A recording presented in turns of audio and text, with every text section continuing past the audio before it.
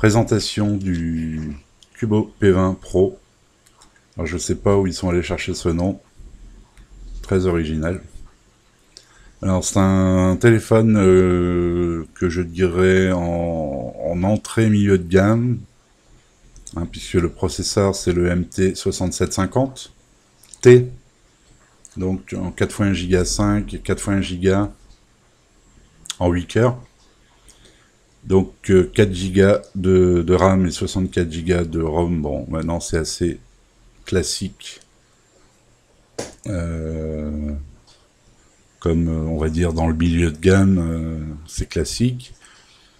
Alors, il a une dimension donc en longueur de 156,25, en largeur de 75,25 en millimètres, et en épaisseur de 8,5 mm. Donc il est pas trop épais, ça va. Et son poids serait de 167 grammes, donc pas trop lourd non plus. Donc c'est un smartphone avec un écran à encoche, vous le voyez. Un écran de 6,18 pouces, un écran IPS en Full HD+, donc en 1080 par 2246 pixels, qui est annoncé avec Android 8.0 Oreo, un double SIM plus carte SD, c'est-à-dire une SIM, enfin deux SIM ou une SIM, une carte SD. Bluetooth 4.0, alors c'est du micro USB, on peut le déplorer, c'est dommage. Alors le capteur photo, hein, donc à l'arrière vous avez un double capteur photo, donc un 20 mégapixels plus 2 mégapixels. On connaît pas encore l'origine, hein, le P20, le Cubo P20 est annoncé juste maintenant. Pardon, autant pour moi, ce serait du Samsung. Donc le capteur arrière serait du Samsung. Pour l'avant, pas d'infos au niveau du capteur.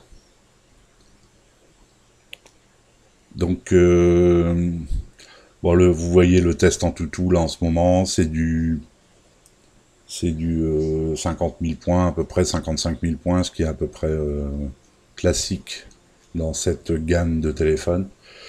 Alors, il existe une fiche Gearbest, hein, que je vous mettrai dans la description.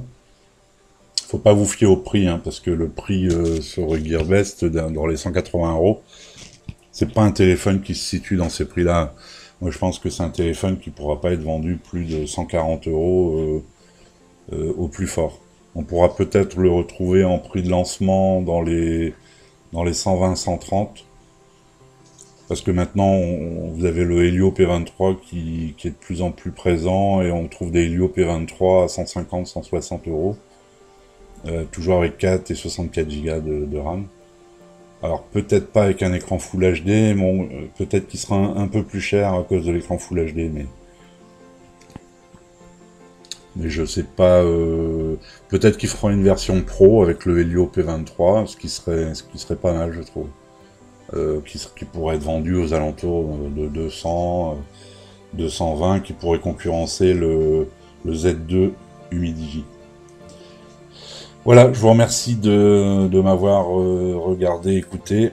Lâchez un pouce bleu, ça serait très gentil, ça m'aide. Passez par mes liens, abonnez-vous, enfin voilà. Merci, au revoir, ciao.